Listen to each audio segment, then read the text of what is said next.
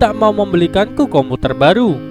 Begitu aku tahu hal ini terjadi dan aku menangis menyesalinya.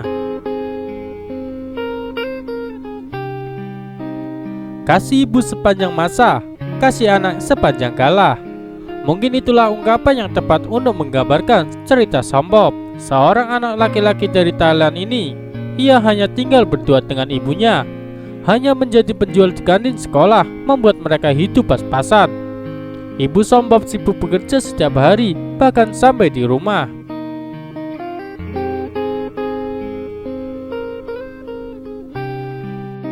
SpongeBob rupanya anak yang pintar di sekolah. Hari itu ia mendapat nilai 90 untuk tugas menggambar. Ia menggambar wajah ibunya. Betapa bahagianya saat pulang ke rumah dan memperlihatkan gambarnya ke sang ibu. Sampai rumah, bukannya senyuman yang ia terima, ibu SpongeBob hanya melihat gambarnya sebentar tanpa berkata apa-apa.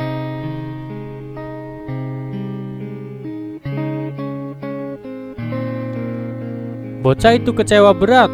Ia merobek kertas gambarnya dan mengeluh. Ibu gak pernah memperdulikanku. Ia gak punya waktu buatku. Ia bahkan tidak pernah merayakan ulang tahunnya. Ia selalu sabar dengan kehidupannya dan sikap sang ibu yang sangat cuek. Saat SMA, ia suka menghabiskan waktu di warnet, bukan untuk bermain komputer, tapi berlatih menggambar. Namun, ibunya datang marah-marah dan bilang kalau SpongeBob hanya bermain terus.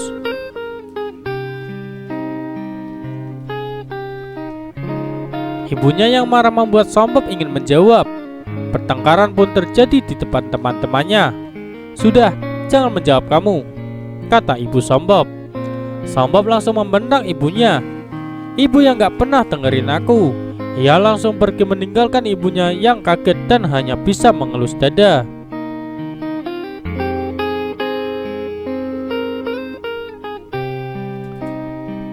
Hari-hari berlalu. SpongeBob minta dibelikan komputer untuk menunjang bakat menggambarnya. Namun sayang, ibunya yang miskin tidak punya uang untuk komputer. Semua uang habis untuk kehidupan sehari-hari.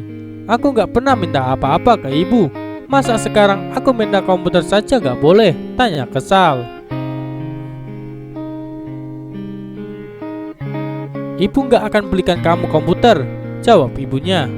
SpongeBob yang murka pun meninggalkan ibunya dengan sebuah perkataan, "Ibu gak pernah tahu apa yang aku kerjakan.